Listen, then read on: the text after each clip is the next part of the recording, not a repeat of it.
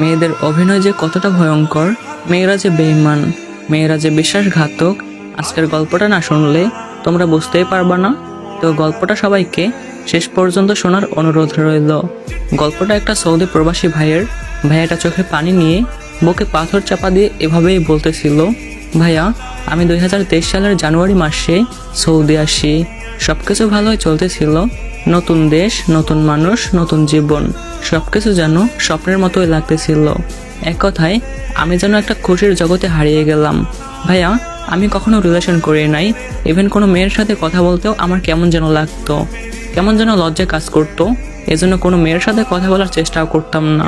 কিন্তু এখানে আসার কিছু মাস পরেই একটা অচেনা নাম্বার থেকে একটা মেয়ে আমাকে নক করে। প্রথমে আমি তেমন পাত্তা দেই নাই, কারণ ওই যে বললাম আমি কোনো মেয়ের সাথে কথা বলতে কমফোর্ট ফিল করি না।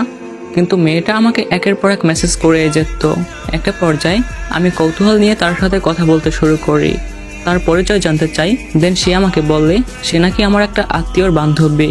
আমি বিদেশ চলে আসার পরে আমার সিমটা আমার আম্মু ইউজ করতো, কিন্তু সেই নাম্বার দিয়ে আমি ইমো ইউজ করতাম। আমি জানতে চাইলাম যে নাম্বার কিভাবে পেলেন। সে আমাকে বলল যে আমার আম্মুর কাছ থেকে নাকি আমার আত্মীয় নাম্বার নিয়েছে এবং সেখান থেকে সে নিয়ে আমাকে নক করেছে। আমি কারণ জানতে চাইলাম।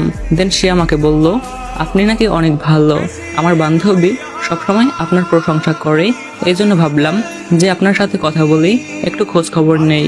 ব্যাপারটাকে আমিও স্বাভাবিকভাবে নিলাম। তো কয়েকদিন অল্প অল্প কথা বলার পরে সে আমাকে তার পার্সোনাল জিনিসগুলো বলতে শুরু করলো। তার আগে নাকি একটা রিলেশন ছিল, সে নাকি একটা ছেলেকে প্রচুর ভালোবাসতো, কিন্তু অজানা কোনো কারণে তাদের নাকি ব্রেকআপ হয়ে যায়। তার কথা বলার মতো কেউ নাই, সবসময় একা একা থাকে, দম বন্ধ হয়ে আসে।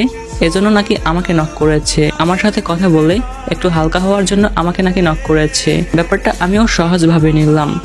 ভাইয়া আমি সহজ সরল ছিলাম, গভীরভাবে তেমন কিছু ভাবতাম না। বিষয়টাকে আমি স্বাভাবিকভাবে নিলাম। মনে মনে ভাবলাম যে সমস্যা কি, একটা মানুষ যদি আমার সাথে কথা বলে তার স্বাভাবিক জীবন ফিরে পেতে পারে, তাহলে বলুক, আমার প্রবলেম কি। এটা ভেবে আমিও তার সাথে কথা বলা শুরু করি, তাকে আমি সময় দেওয়া শুরু করি, কাজের ফাঁকে তার খোঁজখবর নিতে শুরু করি। এভাবে অনেক দিন কেটে গেল। সে আমাকে সবকিছু শেয়ার করতো। দেখতে দেখতে